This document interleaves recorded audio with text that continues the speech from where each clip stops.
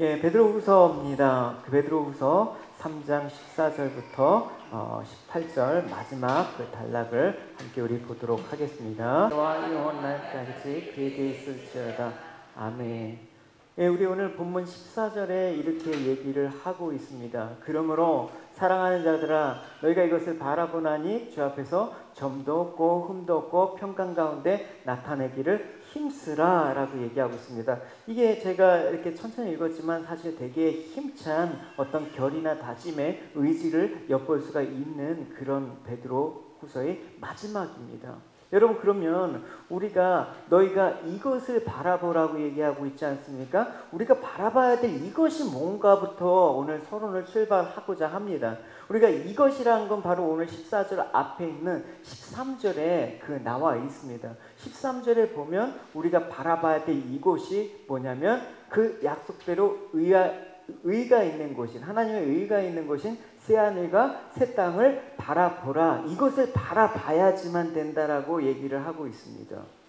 그러니까 여러분, 우리가 새하늘과 새 땅을 바라본다라는 것은 무엇이냐면 기존의 세상과 다른 관점, 다른 곳에서의 그런 삶들을 바라봐야 된다라는 것입니다.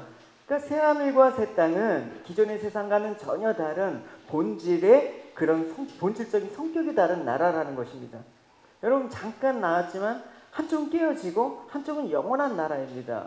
또 한쪽은 하나님께서 다스리고 한쪽은 물론 하나님께서 주관하시지만 세상 권세 잡은 자들이 잡고 있는 그런 세상입니다. 그래서 우리가 이 영원한 새하늘과 새 땅, 그 하나님 나라를 발견하고 그 나라에 대해서 소망을 둔 자들만 어떻게 가능한가? 기존의 세상에 대해서 미련을 갖지 않는다는 것, 기존 세상에 대해서 마음을 두지 않는다라는 것을 알 수가 있습니다.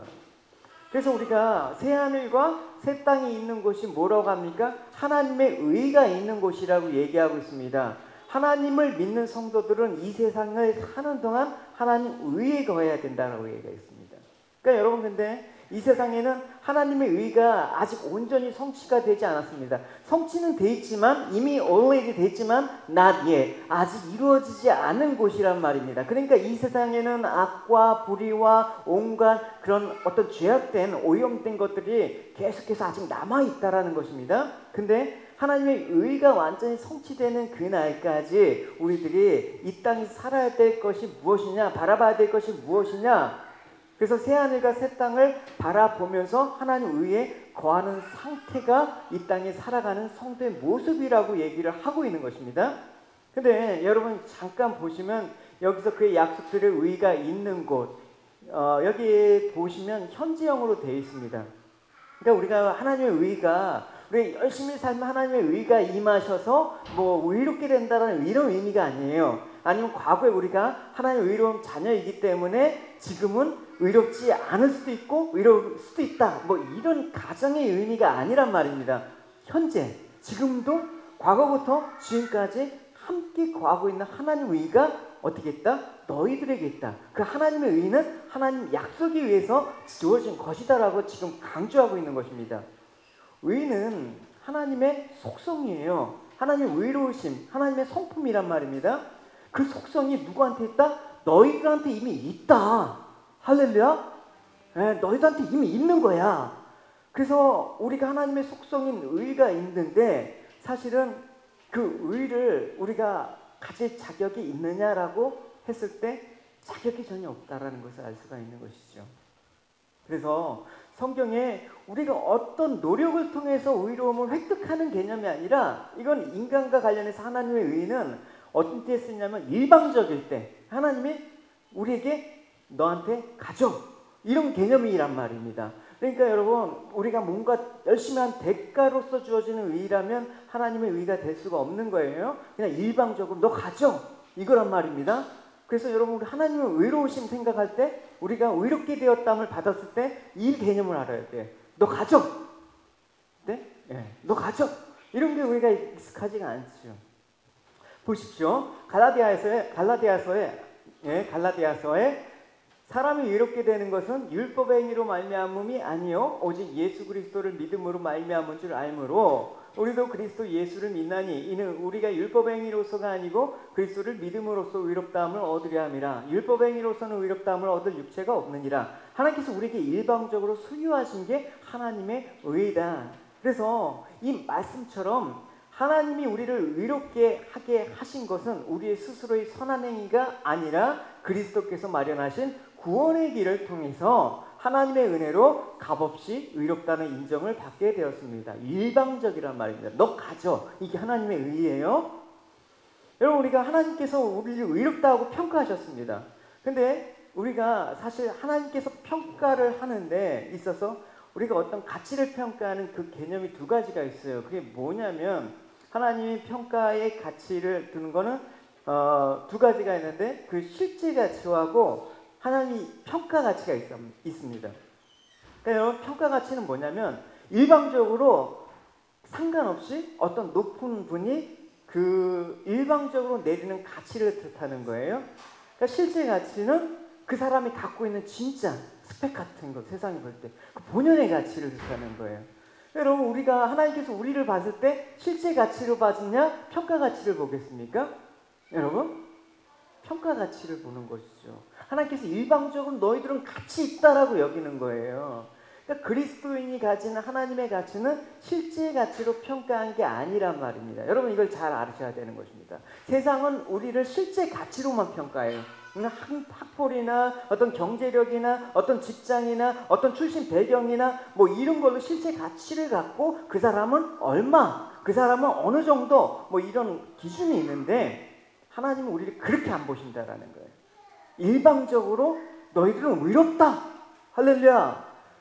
하나님께서 당신의 주권으로 인해서 하나님을 믿는 사람에게 내리는 평가 가치란 말입니다.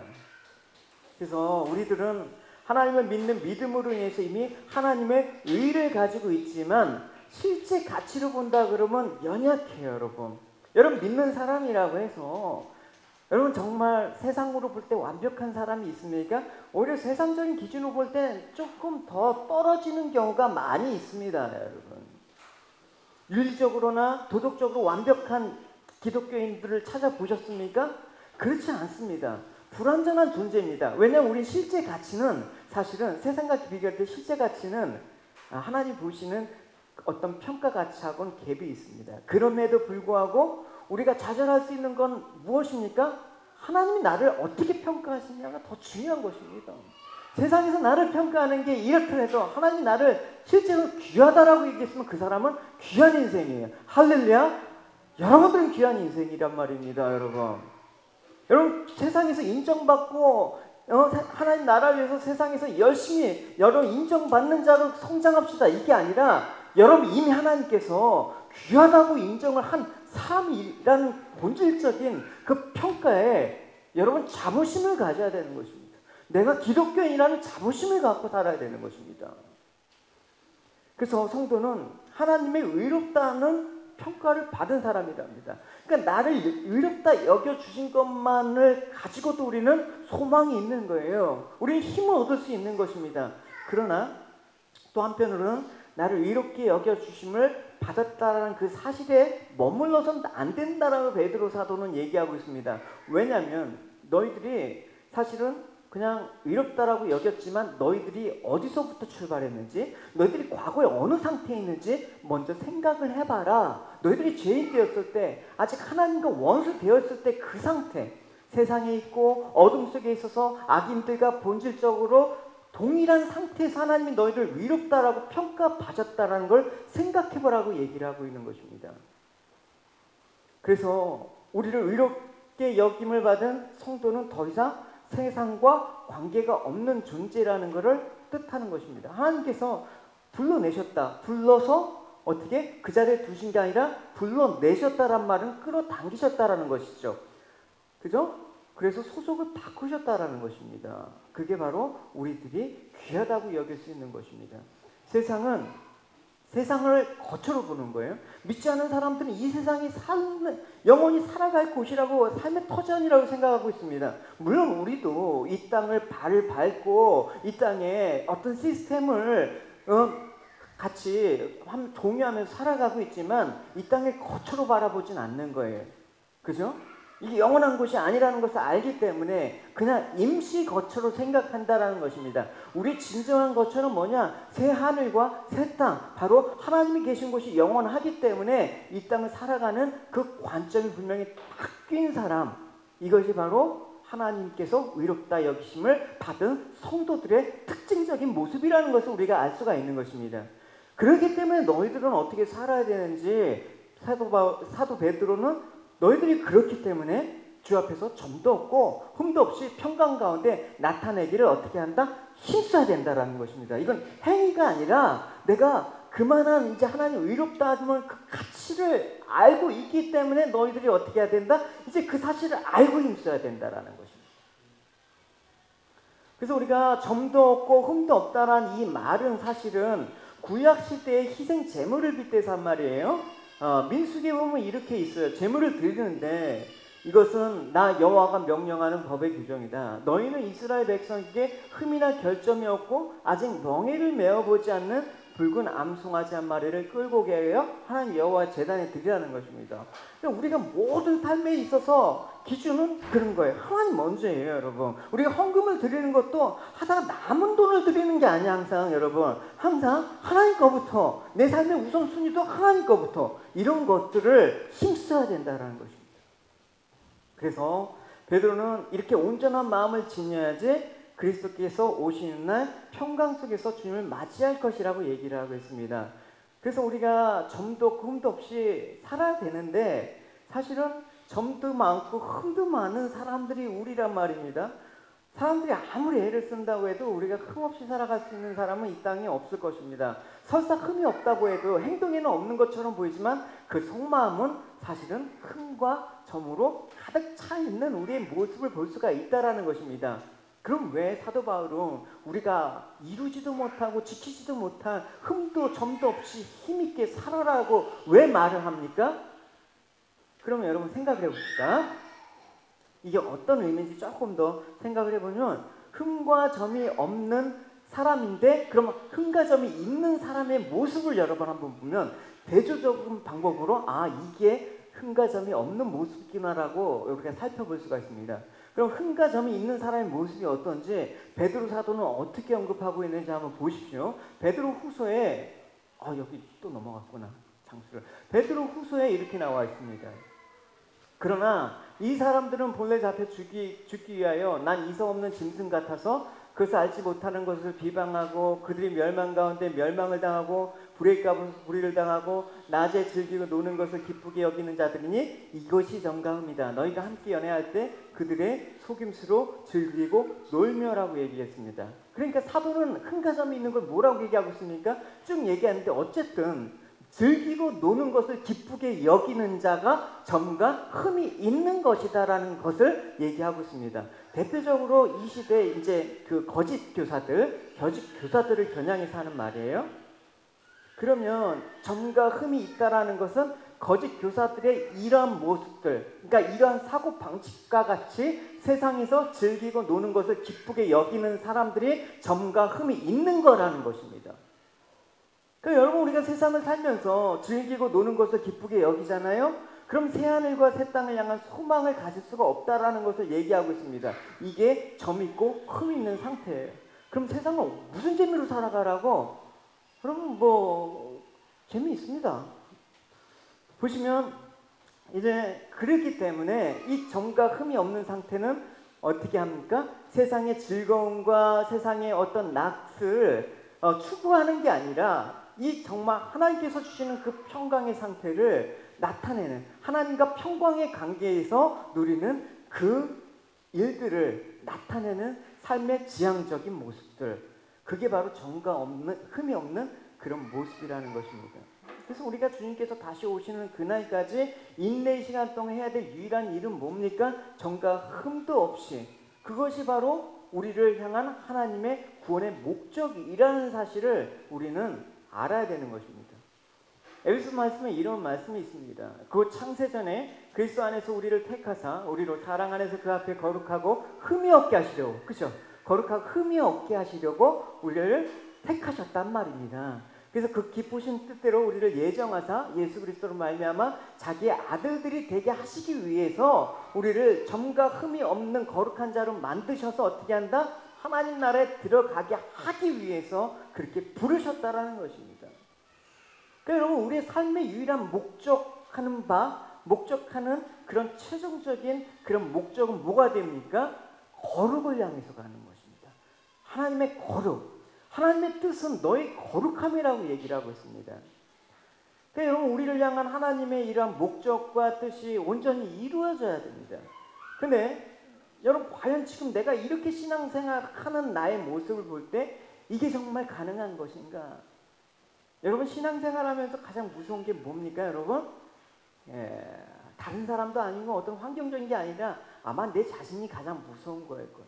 내 자신의 그 바닥을 볼 때, 밑바닥부터 끊임없이 올라오는 이 제 본성들이 하루아침에 없어지지 않는 것을 볼 때 우린 늘 괴롭기도 하고 또 내가 이런 사람이었어라고 놀라기도 하는 것입니다. 한 주간에도 여러분 얼마나 놀라셨습니까, 여러분? 내가 이런 사람이었나? 매일 같은 자리를 맴도는 것 같아요. 죄졌는데 회개하고 죄졌는데 회개하고. 근데 문제는 여러분, 계속 이게 반복되는 것 같지만 그 반복되는 속에서 방향이 생긴다라는 것입니다. 그죠? 그 방향이 생기는데 그 방향이 어디로 향하느냐가 중요해요. 그래서 여러분, 실패할 수 있어요. 넘어질 수도 있어요. 또 일어섰다 또 넘어질 수도 있어요. 그러다 보면 어떻게 넘어져서 내가 정말 하나님께로 가고 있구나. 내가 이를 통해서 하나님을 더 깊게 알아가고 있구나. 내가 정말 인간의 힘으로는 어쩔 수 없는 죄성을 가진 존재구나 라는 것들. 그래서 내 못난 것들, 내 연약한 것들에서 주님께 고백하기 시작하는 거예요. 여러분, 실패하십시오. 여러분, 좌절하십시오. 넘어지는 거 가지고 넘어지십시오. 그러나 실패하고 넘어지고 좌절하는 거 좋다 이거예요. 그 속에서 뭐하냐? 나는 하나님께로 간다. 할렐루야. 결국 하나님 안다. 그래서 우리 시작은 막 의욕하고 감격하고 그렇지만 우리가 신앙생활을 한다는 것은 이런 어떤 우리가 넘어짐, 우리의 실패, 이걸 통해서 하나님을 알아가는데 그 사실이 더 놀라운 일입니다, 여러분. 하나님 믿는데 실패한 사람이 여러분 더 놀랍지 않습니까, 여러분? 우리는 하나님 믿는데 어떤 세상적으로 성공하다 그러면 그걸 복이라고 하고 그게 정말 잘 믿은 건지 아는데, 하나님 잘 믿어도 세상적으로 실패할 수도 있어요, 여러분. 그게 여러분 실패가 아니라 그걸 통해서 하나님 잘 아는 그런 과정을 겪었다 그러면 그 사람은 실패한 게 아니라니까, 영적으로. 그것 때문에 더 겸손해. 그것 때문에 더 믿음에 서서, 그것 때문에 세상에 정말 쓴맛 단맛을 다 보면서 세상에 미련이 없어져. 그러면서 주만 바라보는 사람이 되고, 그러면서 주만 의지하는 사람이 되고, 그러면서 내 삶들을 정말 주님을 향해서 점점 의탁하는 사람이 된다 그러면 그 사람은 커가고 있는 것입니다. 할렐루야. 할렐루야. 반수집사님 오늘 여기 사이에 서줘서 고마워.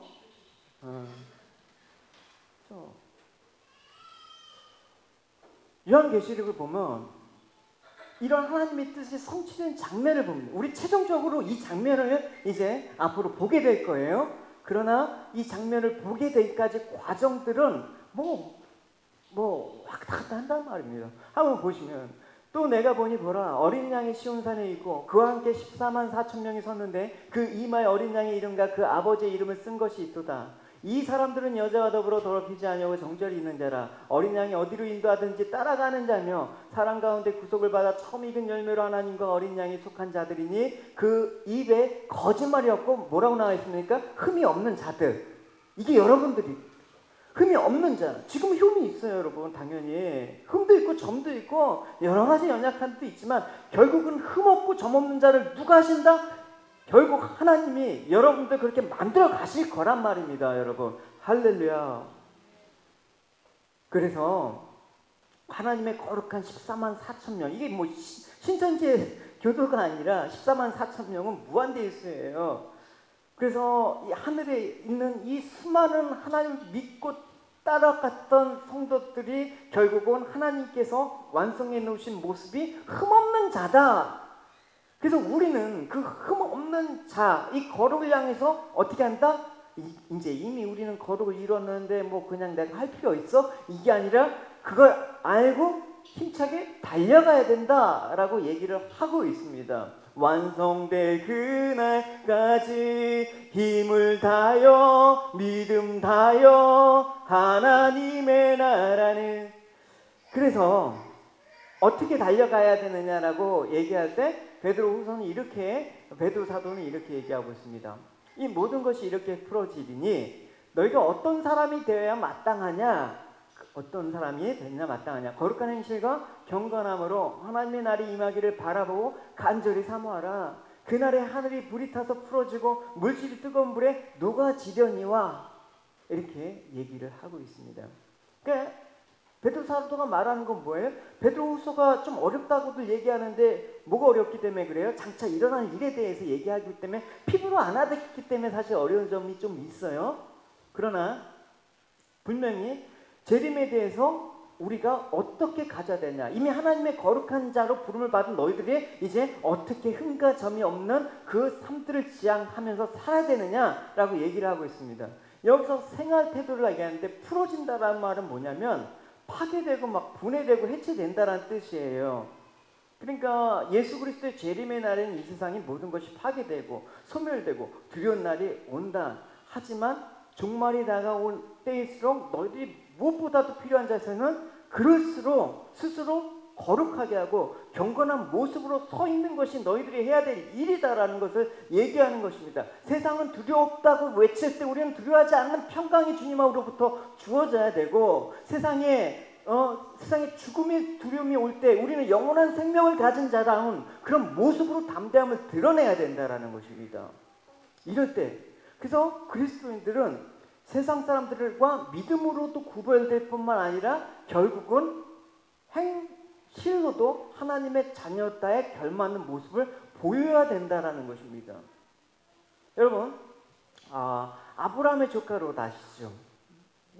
아브라함으로 인해서 하나님을 믿게 되었어요. 약속의 땅 가나안 땅에 함께 들어왔는데 소유가 많아지니까 이제 목자들끼리 서로 다퉜어요. 그래서 아브라함이 우리 갈라지자, 고립간에 서로 분쟁하고 싸우는 건 덕이 안 된다. 그러면서 네가 좌하면 나는 우하고 네가 우하면 나는 좌할게. 그랬더니 그 롯은 눈에 보이기에 저 꼭 에덴 동산과 같은 저 소돔과 고모라, 저 벌판, 저 풍요로운 도시 문명을 그리워해갖고 갔단 말입니다. 그래서 아브라함을 떠나서 이제 소돔의 집터를 마련한 롯의 선택, 뭡니까? 신앙하고 관계없어요. 믿음하고도 관계없는 선택을 하는 거예요. 그냥 내가 좋게, 내가 좀 잘 살게. 그러니까 이 땅에 거하고자 하는 그 집착이 롯에게는 대단히 강했단 말입니다. 그래서 가서 살아야 되는데 그 소돔의 죄악을 보면서도 그 죄악으로부터 구별된 삶을 살지 못했습니다.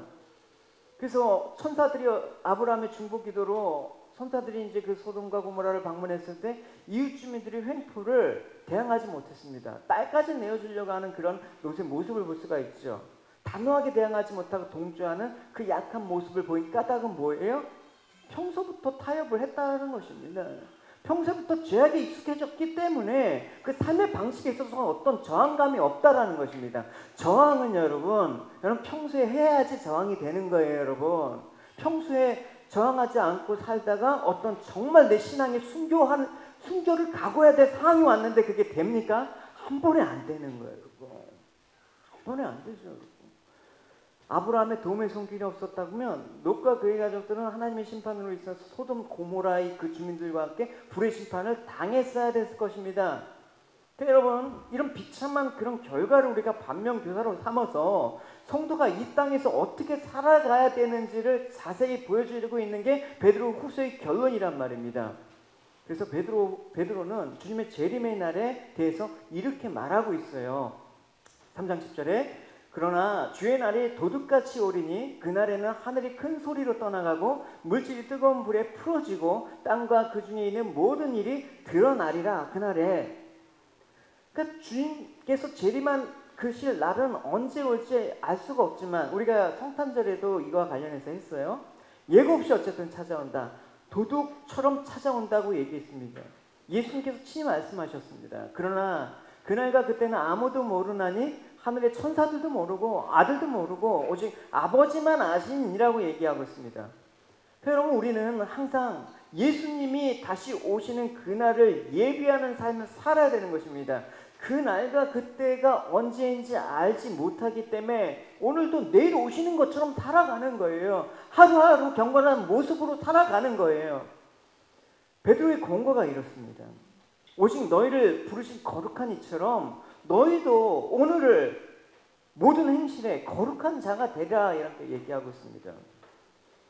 여러분, 우리가 거룩에 대해서는 많이 들어보셨죠? 구별되다라는 뜻입니다. 그래서 이런 의미에서 하나님이 거룩하시다라는 것은 무엇입니까? 죄악된 세상과 철저히 구별하신다라는 것입니다. 그래서 우리가 하나님의 거룩, 의를 입었다라는 것은 믿는 우리 역시 세상에서 거룩한 존재로 하나님께 부름을 입었다라는 뜻이고, 거룩하는 말씀 역시 세상에서 구별된 존재로 살아가는 그 의미가 담겨 있는 것입니다. 다시 말하면 우리가 성도라면 성도인 나는 누구인가라는 것을 반드시 생각해야 되고, 내가 하나님을 부르면서 하나님을 부르는 나는 무엇인가라는 생각을 반드시 하고 살아야 되는 것입니다.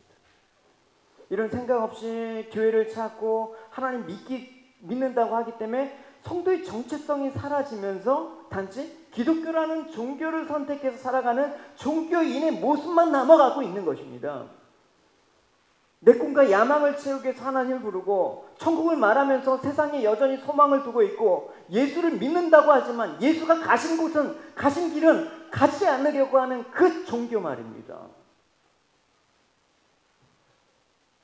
그래서 성도는 주님이 완성하실 그 나라를 소망하면서 주님의 손에 이끌려 가는 사람이 바로 성도입니다. 이제는 내가 없고 오직 예수님만, 예수님의 손에 이끌려 가는 그 사람이 성도라는 것이죠.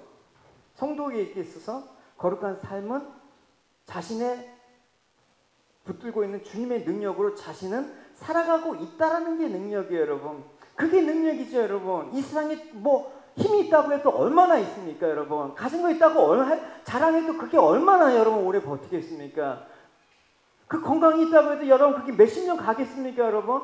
병들고 세상에 어려운 일 당하면 그거 다 없어지는 거 아닙니까? 그걸로 살아가는 게 아니라 오늘도 나를 붙들고 있는 주님의 능력으로 살아가는 자들이 주님의 능력을 힘입어 살아가는 강한 자입니다. 그러니까 세상을 향해서 달려가는 것이 아니라 우리는 주님이 가져오시는 날마다 은혜를, 만나를 먹으면서 하늘의 양식을 먹으면서 소망하면서 살아가 있음을 어떻게 한다? 보여줘야 되는 것입니다, 여러분. 여러분 아파트나 여러분 무슨 그 건축물 할 때 모델하우스 있잖아요, 여러분. 왜 가요, 여러분? 내가 앞으로 살 집이 어떻게 지어지는지 구경하기 위해서 반드시 모델하우스라는 곳을 방문해요, 여러분. 여러분 천국을 어떻게 보여줄 거예요, 여러분? 믿지 않는 사람들한테? 내가 모델하우스죠, 여러분. 장차 올 하나님의 나라를 보여줘, 장차 지어질 하나님의 나라를 내가 지금 샘플을 보여주는 게 우리들의 삶이다. 그러니까 어떤 환경이 주어진다고 해도, 설령 시련과 고난이 계속된다고 해도 성도는 내 자신이 주님께 붙들려 있고 인도받고 내가 하나님 나라를 보여주는 그런 존재로 살아가는 거, 나는 그것이 유일한 소망입니다라고 고백하는 사람이 진짜 하나님의 부름받는 백성의 삶입니다. 그래서 요한도 이렇게 고백을 하고 있습니다. 이런 소망을 가진 사람이라면 너희 이렇게 해야 된다. 예수 그리스도는 깨끗하신 분입니다. 적어도 그리스도 안에서 이러한 소망을 가지고 있는 사람이라면 그리스도와 같이 자신을 깨끗하게 지켜야 합니다 라고 얘기를 하고 있습니다. 우리 하나님은 분명히 우리를 다시 오실 때는 완전한 몸, 근데 아프지도 않고 막 쑤시지도 않고 이렇게 점도 없고 흠도 없는 당신의 아들로 완성해내실 것입니다. 그러나 하나님 우리에게 억지로 그렇게 하시지 않는다는 사실을 우리도 알아야 되는 것이죠. 뭘 주십니까? 우리에게 믿음을 주셔서, 우리에게 소망을 선물로 주셔서 그 믿음과 소망을 붙잡고 우리가 삶들을 주님께 향해 나갈 때 우리 삶들이 점점점 견고해지는 것. 그러면서 내가 진짜 이 세상에 살면서 소중하고 값진 게 뭔가라는 것들을 알게 하시는 것. 이거 알게 할 때까지는 미스테리야, 신앙은. 이거 알기보다는 아까 윤자매님 아까 기도할 때 너무 은혜 받았어요. 이거 알기 전까지 막 원망도 나오고 막 불평도 나고 하나님 왜 나한테 이러실까? 하나님 나한테 왜 이래? 이런 과정들을 겪어서 깨닫게 하시는 거예요. 그래서 그 안에 믿음과 소망을 강건케 하시는 그 믿음과 소망을 선물로 주신 그 사실로 인해서 강건하는 거예요. 그럼 점점 하나님 나라를 소망하는 자로 합당케 만들어 가시는 하나님의 그 일하심이 우리에게는 은혜이죠. 하나님께서 우리를 강요하신 적 있습니까? 여러분 주일 빠졌다가 하나님께서 여러분 다리 몽둥이를 부러뜨리신 적 있습니까? 여러분 11조 안 내셨다고 하나님께서 여러분의 그 집을 다 그냥 거덜내셨습니까? 하나님 그렇게 강압적이고 폭력적으로 억지로 우리를 설득해가면 힘으로 폭군처럼 그렇게 해갖고 여러분 천국으로 너 들어가려면 그렇게 해야 돼? 그렇게 하신 적 있습니까? 천만에요 여러분. 끊임없이 우리를 설득하시고 끊임없이 기다려주시고 환경과 사람을 이용해서 점차 우리의 눈이 우리의 삶의 방향이 하늘로 천성을 향해서 갈 수 있도록 그렇게 하나님께서 만들어 주시는 것입니다.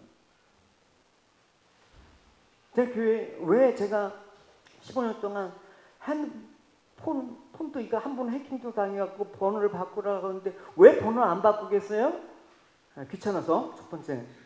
두 번째는 이 번호로 몇십 년 전에 거쳐갔던 사람들이 연락이 와요. 그리고 전화 오면서 목사님 번호 아직도 안 바뀌셨네요? 누군가 한 사람을 위해서 사용해야 될 번호니까 제가 이거 매일 어디 가나 콩고 이런 데서 그냥 이상한 나라에서 전화가 오고 불편해 죽겠어요 여러분. 전화하면 이상한 말도 하고. 번호 안 바꾸는 이유가 그거 한 가지예요 여러분. 불편해서 살아요 여러분. 그러니까 교회는 그냥 버티는 거예요. 인내하다 보면 돌아올 사람 돌아오고 그걸 하나님께서 하신다. 그래서 너희들 구원받은 걸 생각해봐라. 그게 바로 주의 오래 참으심 때문에 그렇다. 그러니까 너희들이 하나님 나라를 보여주면서 오래 참어. 이게 주의 참으심과 구원과 연관되는 거예요. 우리 인내와 구원과 연관이 되는 거예요. 그래서 보시면 그렇습니다. 이게 주의 오래 참으심. 15절을 읽어보시겠습니다. 시작.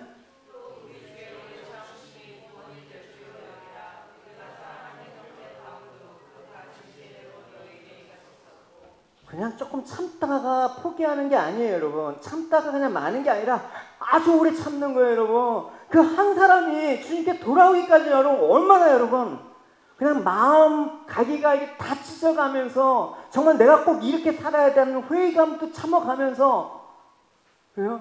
그때마다 주님께서 네가 그런 사람이었어. 너 하나를 위해서 내가 얼마나 오래 참았는데 넌 그것도 못 참아? 오래 참으심이 주님의 사랑이라는 것입니다. 그러니까 오래 참으신다라는 것은 주님의 속성이에요. 우리 고린도전서 13장 사랑장에 보면 오래 참음은 사랑의 속성 중에 하나이죠. 또 갈라디아서 5장 22절에 보면 성령의 9가지 열매 중에서 사랑이 그 성령의 은사 열매 하나죠. 오래 참는 거. 그래서 우리가 오래 참았다는 것은 우리가 보통 시간의 개념을 생각하죠. 내가 1시간을 참았네, 열흘을 참았네, 1년을 참았네가 아니라 이건 시간의 문제가 아니라 오래 참다라는 원래 원어 의미가 뭐냐면 다른 사람이 막 흥분할 때 침착함을 잃지 않는 것이라고 사전에는 있어요. 그러니까 오래 참다라는 것은 뭐냐면 다른 사람의 공격이 계속 되어도 그 공격을 견딜 수 있는 능력이 오래 참음이에요. 할렐루야. 오래 참는 거예요. 오래 참음이 능력이에요. 인내가 능력이에요 여러분. 우리 요즘 세상에 오래 못 참잖아요 여러분. 내 뜻대로 안 되면 그냥 화가 나고 내 뜻대로 안 되면 확 돌아서 버리고 화가 나면 그런 거 못 참잖아요 여러분. 오죽하면 여러분 정신계통의 질환이 그렇게 많아지겠어요. 그래서 주님의 이런 오래 참음의 모습을 보고 우리도 너희들도 그 주님의 성품 베드로가 강조한 게 뭐예요? 너희들이 신의 성품에 참여해라. 그 구원을 위해서 오래 참음의 능력을 너희들이 가져야 된다라고 얘기하고 있습니다. 주님께서 오래 참음을 어떻게 나타내셨습니까? 주의 약속은 어떤 이들이 더디다고 생각하는 것 같이 더딘 것이 아니라 오직 주께서 너희를 대하여 오래 참으사 아무도 멸망하지 않고 다 회개하기에 이르기를 원하시느니라 라고 얘기하고 있습니다. 오래 참는 것이 하나님의 본 모습이다. 하나님께서 지극히 오래 참으심으로 죄인들을 회개하고 돌아오기 기다리십니다. 이 말은 뭐냐면 절대 포기하지는 않습니다. 우리가 역대기부터 다윗의 언약부터 해갖고 그 언약을 지키는 신실한 하나님의 모습, 우리가 그 역대 왕들의 모습을 보면서도 우리가 확인할 수가 있었죠. 무슨 말입니까? 점도 없고 흠도 없고 거룩한 하나님의 자녀가 너희들이 된다라는 그 사실은 하나님께서 개런티 하신다는 거예요.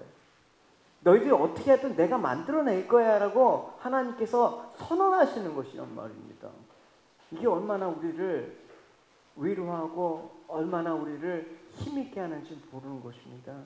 사도는 우리 구원은 하나님의 오래 참으심의 결과이지 우리 열심히 될 수 없다라고 성경은 일관적으로 얘기를 하고 있습니다. 우리에겐 예수님에 대한 잘못된 생각들이 참 많이 있습니다. 세상 사람들은 세상의 것을 힘으로 살아가지만 우리 역시도 예수님은 나의 힘으로 살아간다라는 거 고백합니다. 근데 그것이 옳은 거죠. 근데 그것이 한 번 더 의미를 생각해 본다 그러면 그것조차도 잘못된 고백일 수가 있어요. 예수님이 나의 힘이십니다. 왜 잘못됐냐? 예수님이 나의 힘이라고 할 때 내가 기대하는 힘이 뭔가에 따라서 그건 옳은 고백이 될 수도 있고 잘못된 고백이 될 수 있어요. 그러니까 내가 기대하는 힘이 결국은 하나님 나라와 무관한 세상 것이 된다 그러면 예수님의 나의 힘이라는 그 고백 자체도 별 다를 바가 없는 고백이라는 사실을 우리는 잊지 말아야 되는 것입니다. 그래서 우리의 성도라는 그 신분이 주어졌다고 해서 여러분 내가 세상에 어떤 혜택이 돌아오는 것으로 생각하지 마십시오. 여러분 이런 생각을 하게 되면 여러분 뭐가 찾아온다? 낙심이 찾아와요. 내가 예수님을 기대하고 예수님이 나의 힘이라고 했을 때 그 힘이 세상에 잘 되는 것으로 기대했는데 그게 안 되면 낙심으로 찾아온다니까 여러분. 그 낙심 가운데 하나님을 멀리한다 그러면 안 되지 않습니까? 근데 그 낙심 가운데 이끌린다라는 거를 전혀 얘기하지 않고 그냥 잘 된다라고 한다 그러면 그거는 거짓교사라니까요 여러분. 성도라는 신분을 살아보면 여러분 세상에서 별 볼 일 없어요 여러분. 특히 요즘 시대 목사가 그래요 여러분. 예전에야 뭐 목사 목사님 뭐 이러는데 요즘 목사라고 한다면 세상에 밟혀 죽을 거예요. 그래서 절대 밖에서 저를 목사라고 하지 마세요 여러분. 난 그래도 그래도 뭐 아직 호주는 괜찮은 것 같아요. 그러니까 성도라는 신분으로 살아보다 보니까 실제로 보면 세상에서 별 볼 일 없다라는 것을 절감할 때가 너무 있습니다. 결국 그렇게 된다 그러면 내가 교회 올 때만 성도의 신분이야. 내가 교회 나서면 성도의 신분을 외면하고 세상에서 알아주는 신분으로 바꿔야 돼. 그걸 목적으로 살아가게 된다니까 여러분. 그래서 오늘날 교회가 천국을 소망하라는 말을 하면서 왜 세상을 포기하지 못하느냐? 천국을 말하면서 세상 복을 왜 갈구하느냐? 잘 생각해 봐야 되는 것이죠. 하나님께서 우리에게 우리의 영혼도 복되게 하시고 우리의 육신도 복되게 하신다. 그렇게 하세요. 근데 우리 영혼은 잘 되게 하시는데 육신적으로는 좀 어렵게 하신다. 그거는 성립이 안 됩니까? 우린 그걸 인정을 안 한다니까 여러분. 영혼을 구원하셨으면 내 육신도 이 땅에서 잘 되게 하시는 거 그것만 기대해. 그러니까 실망이 오죠. 그러지 마십시오 여러분. 근데 영혼을 구원하는 것으로만 만족하시기 바랍니다. 할렐루야. 이 땅에 어떤 모습으로 나타나도 그건 하나님의 주권이에요. 그러니까 우리 영혼은 구원을 받았지만 우리 육신은 구원 받지 못한 그게 아니란 말입니다.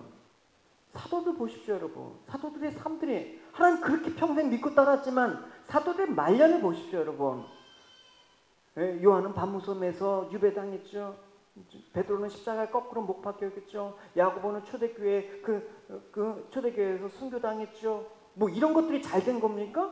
근데 그들은 구원을 못 받은 겁니까? 하나님의 영광이라고 얘기하죠. 그래서 주님께서는 이 라오디게아 교회를 향해서, 계시록이 라오디게아 교회에서 초대교회 7교회를 향해서 결국 우리 이 교인 여러분들을 향해서 이렇게 얘기하는 거예요. 내가 내 일을 아는데 내가 차지도 아니하고 뜨겁지도 아니한다. 내가 차든지 뜨겁든지 하기를 원하노라. 이 말씀은 뭡니까? 신앙은 천국 하나만 바라보는 거예요. 천국과 세상 두 주인을 동시에 마음 들고 섬길 수 없는 게 우리의 신앙이란 말입니다. 성도는 그 신앙 지켜야 되는 것입니다. 어떻게? 하나님만이, 천국만을 바라보고 소망하는 그 신앙을 지켜야 된다는 것입니다. 근데 세상을 포기하지 못하는 사람들에게 다 넘기기 좋죠, 여러분. 그때 이단이 가는 거야. 세상을 포기하지도 못하고 천국은 희망하는 사람들에게 성경을 어떻게? 억지로 풀어대는 거야. 하나님은 이러신 분입니다. 억지로. 여러분, 성경 부분적으로 보면 안 된다고 제가 누누이 말하는 거죠, 여러분. 적어도 성경은 그 문맥 전체의 그 하나님의 그 뜻을 살피지 않으면 잘못 푸는 경우가 허다한다라는 거예요. 그런 거예요. 이런 거죠. 베드로후서 경고, 베드로가 이렇게 경고하고 있습니다. 또 그 모든 편지에도 이런 일에 관하여 말하였을 때 그 중에 알기 어려운 것도 더러 있으니 무식한 자들과 굳세지 못한 자들, 이런 사람들에게 다른 성경과 같이 그것을 억지로 풀다가 스스로 멸망하게 되느니라. 억지로 푼다라는 것입니다. 그러니까 예수님 말하고 천국을 말하는데 예수님에 대해서, 천국에 대해서 우리가 굳센 마음에 서 있지 못하고 세상을 바라볼 때 자신의 욕망을 정당하다고 주장하는 거예요. 그죠? 우리 영혼 또 구원받았으면 이 땅에서 육신적으로 또 반드시 잘 돼야 돼. 하나님 믿는 사람들은 잘 돼갖고 이렇게 하나님의 영광을 나타내야 돼. 그건 하나님 주권이라니까요. 자꾸만 왜 그런 쪽으로 된다고 몰아가요. 그러니까 그 욕망을 정당하기 위해서 어떻게 한다? 성경이란 걸 갖고 사용한단 말입니다. 억지로 풀어대는 거예요. 막 비유풀이하면서 그냥 이거 무슨 말씀을 구절구절하고 자기 논리와 자기 생각에 그냥 짜 맞춰갖고 그렇게 한단 말입니다. 굳세지 못하게 쓰면 그런 거예요. 하나님이 말씀하지 않는 것을 하나님 말씀처럼 가르치는 그런 일들이 이 세상 가운데 일어난다는 것입니다. 그렇게 되면 뭐가 문제냐? 그렇게 된다고 그러면 우리 신앙은 하나 이상이야. 현실은 세상이야. 괴리가 있는 거예요, 여러분. 이 괴리감을 여러분 어떻게 극복하십니까? 둘 중에 하나예요. 하나님을 떠나든지, 또 하나는 이 괴리감을 충족시킬 만한 거짓 교사를 따라가든지. 성도에게 주님이 오시면 우리는 주님과 같은 된다는 놀라운 약속이 있습니다. 또 그것이 영원한 세계라는 미래가 분명히 보장되어 있습니다. 근데 우리 자신이 그리스도인이라는 이 신분적인 존귀함, 하나님의 절대 가치를 인정하지 못하는 거예요. 인식하지 못해. 그러니까 단지 교회를 다니고 하나님을 신으로 믿는 자로만 인식하게 된단 말입니다. 그래서 여러분, 우리의 현재는 대단히 중요한 것입니다. 내가 정말 성도로서 믿음으로 의롭다함을 받은 그 결과가 얼마나 엄청나는 건지, 내가 오늘 이렇게 교회에서 하나님을 주라고 고백하면서 드리는 이 예배가 얼마나 소중한 건지 그걸 인식하지 못하고 그냥 하다 보면 우리는 어떻게 보면 하나님을 알지 못하는 자가 될 수 있다는 것입니다. 예수 그리스도로 말미암아 우리가 화평을 누리고 성경에 있는 그대로 은혜에 들어가고 하나님의 영광을 바라고 즐거워하고, 그렇기 때문에 환난 중에서 즐거워할 수 있는 능력이 있다. 그것이 믿음으로 의롭다함을 받은 사람, 하나님 의가 이미 우리 안에 있어서 점과 흠도 없이 하나님께서 완성해 나가는 하나님의 성도의 모습이 이렇게 나와 있다라고 얘기하고 있습니다. 이것이 로마서 5장의 고백이라니까요. 로마서 5장에 보면 이렇게 있어요.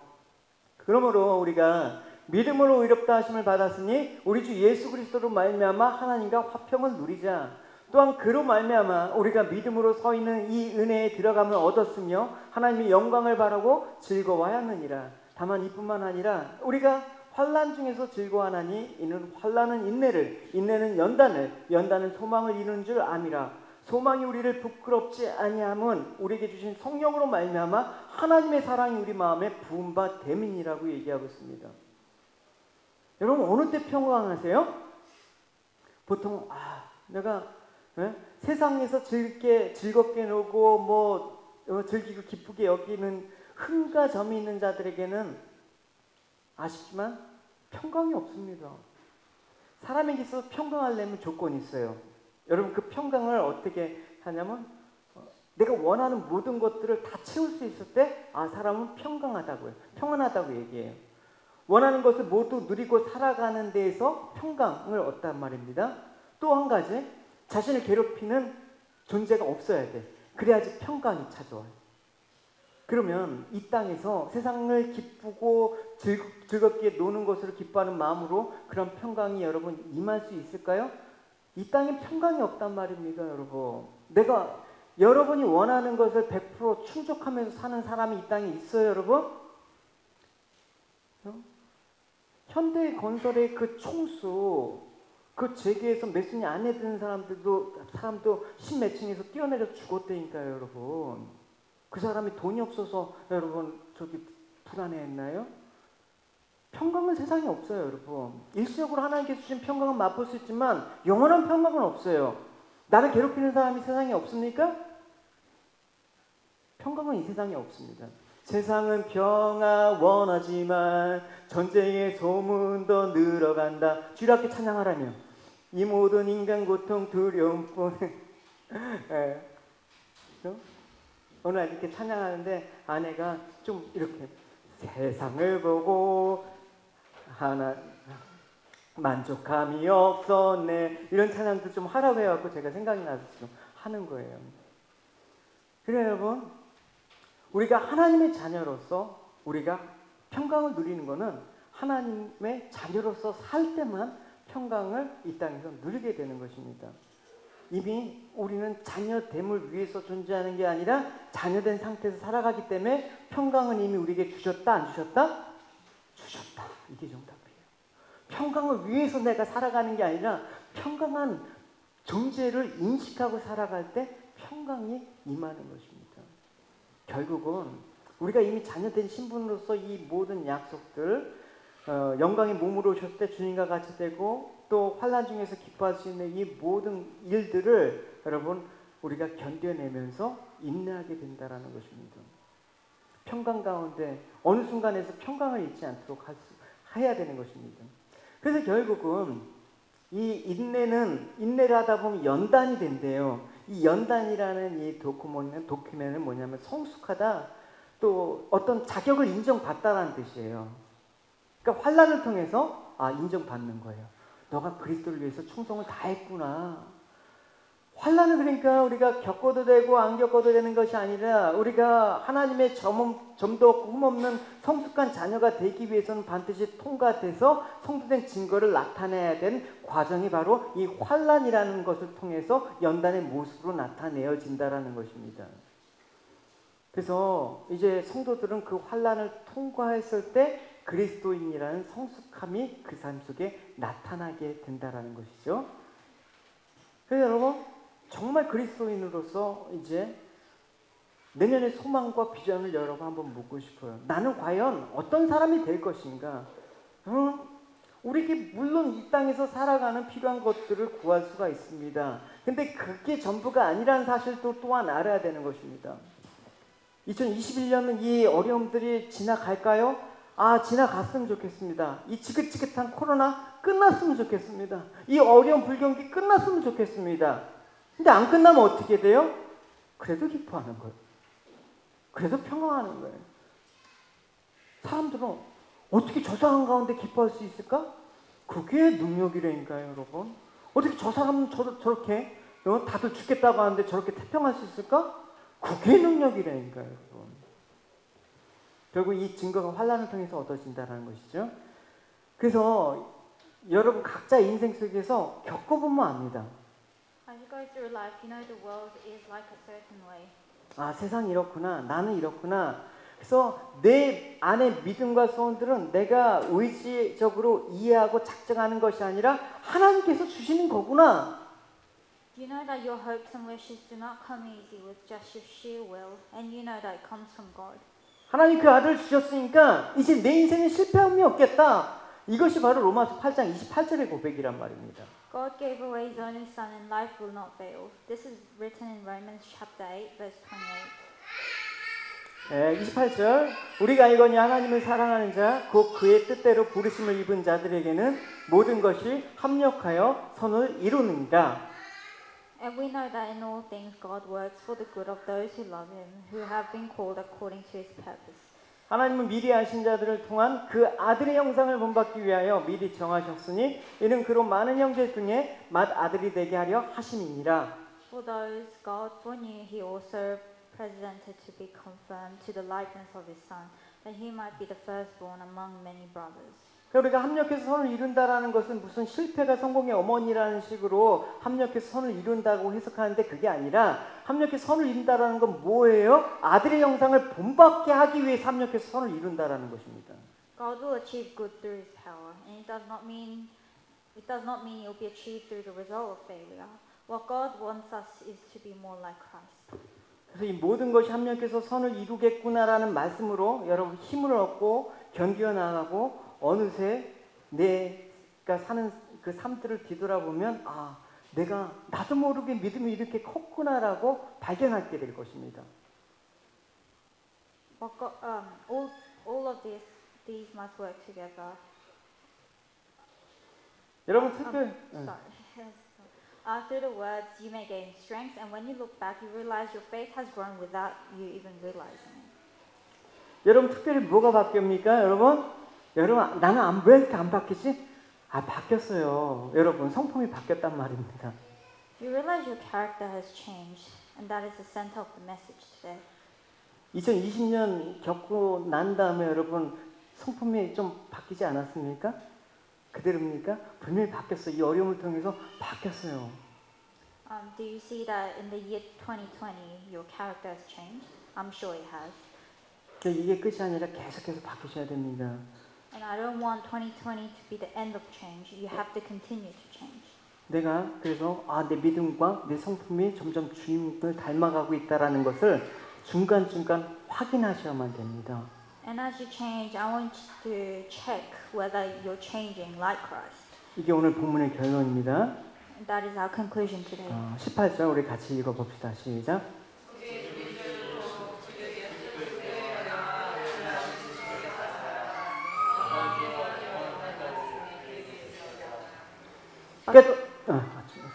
But grow in the grace and knowledge of our Lord and Savior Jesus Christ, to be glory both now and forever. Amen. 주님께서 다시 오심을 기다리는 성도에게 중요한 사실은 뭐냐? 예수 그리스도의 은혜와 그리스도를 아는 지식에서 자라가야 된다. For those who are waiting for the return of Jesus, what do you have to do? Well, you have to grow in the knowledge of Christ. 자라간다는 것은 많이 알아가고 머릿속에 지식을 쌓아가야 된다는 뜻이 아니라 우리의 삶의 방향이 항상 예수 그리스도의 은혜를 알고 예수님이 누구신가를 알아가는 것으로 되어져야 된다라는 것입니다. In this case, knowledge does not mean knowing a lot of things in your head, but rather it's changing the direction of your life through the battle of Christ. 우리의 삶의 목표와 이유를 세상이 원하는 것에 두지 마시고 예수 그리스도를 아는 것에 두시는 여러분이 되시기 바랍니다. And I don't want you to set your ways in the way that pleases the world, but rather what pleases Jesus. 이것이 점과 흠이 없는 경건한 삶의 모습입니다. And this is the life of a mature Christian. 이런 삶이 여러분 가운데 이제 2021년 한 해도 계속해서 나타나시는 삶의 축복이 있길 바랍니다. And I want this to be reflected in the final days of the year 2020. 다 같이 기도합시다. Let us pray. 주님 2020년 힘든 한 해의 마지막 주를 주님의 은혜와 힘으로 지나왔음을 고백합니다.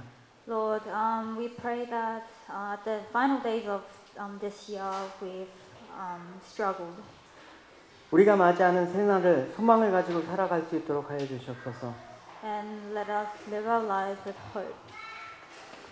우리가 소망을 갖고 살아간다라는 것은 세상 모든 일이 하나님의 뜻과 계획 속에서 움직인다라는 것을 인정하는 것임을 고백합니다. And let us confess here today that the fact that we live in hope means that we see what you have in store for us. 하나님 우리를 원하시는 자녀의 모습으로 만들어내시기 위해서 때론 험한 인생으로 밀어넣기도 하심을 우리가 압니다. And we know that sometimes you do put obstacles in our ways to better ourselves. 그러나 이것은 나를 사랑하지 않으시는 것이 아니라 나를 정말로 사랑하시기 때문에 하나님께서 이렇게 허락하신 사실을 인정하고 고백합니다. And we here acknowledge that this hardship is not because you don't love us, but more because you do love us.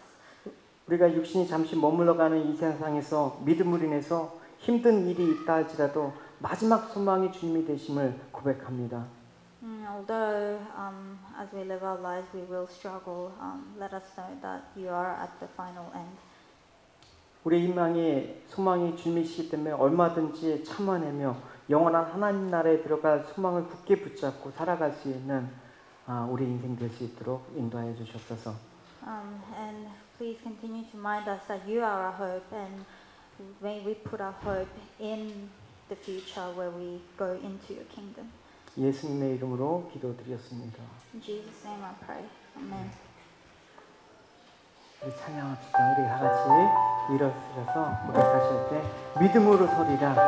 믿음으로 하나님 주님의 의를 우리에게 의롭다고 평가하신 그 성도로서의 가치를 인식하면서 주님의 나라를 바라보겠습니다. 다시 한번 이 땅 가운데 우리가 하나님의 나라를 증거하는 모습으로 살아갈 수 있도록 우리 다 같이 이 찬양 고백하도록 하겠습니다.